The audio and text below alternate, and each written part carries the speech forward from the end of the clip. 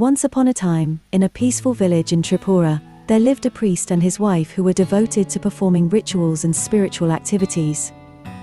So busy were they with their duties that they had little time to tend to their household or agricultural work, known as huk, a form of shifting cultivation practiced on the hills.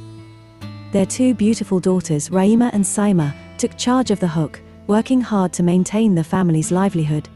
One day, as the sisters were laboring on their huk fields, a sudden and fierce storm swept through the hills. The wind howled, and rain poured down relentlessly. The sisters had nowhere to seek shelter and tried huddling under a tree, but the branches provided little protection. They became soaked to the bone, and Saima, the younger sister, shivered uncontrollably in the cold. Seeing Saima's plight, Raima's heart ached. Filled with sorrow, she made a vow. She cried out, "Saima, I cannot bear to see you suffer like this. If we had a proper shelter, a gering to protect us, we would not be in such misery.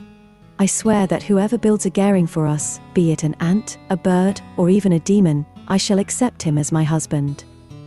With that pledge they returned home, their spirits dampened as much as their clothes.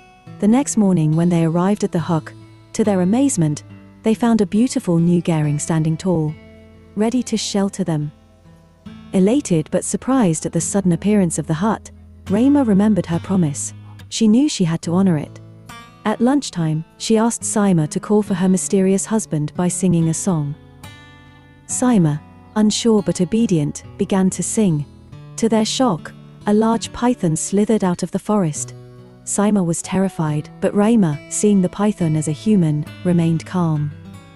The python, who was Raima's husband, devoured most of their food, leaving the sisters with very little to eat.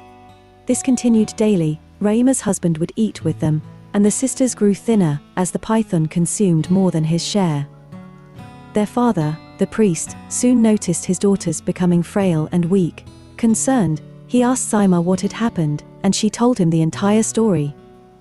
Outraged at the thought of a python being his son-in-law, the priest devised a plan to kill the creature. One day, he sent Raima away, ensuring she wouldn't be at the huk. Then, he and Saima went to the gering. As usual, Saima called for her brother-in-law.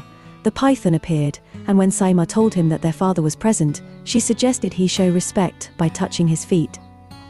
The python, unaware of the trap, bent down, and the priest swiftly severed him in two, throwing his body into a deep gorge. At that very moment, far away, Raima felt an unsettling sensation. Her jewelry, her bangles, earrings and chains, fell from her body. She knew something terrible had happened and rushed back home. When Raima reached the huk, she desperately asked Saima where her husband was. Saima tearfully recounted how their father had killed the python. Heartbroken, Raima ran to the gorge where her husband's body had been discarded. She found the lifeless form of the python in a field of kumpuy flowers, a type of wild shrub found in the jungle.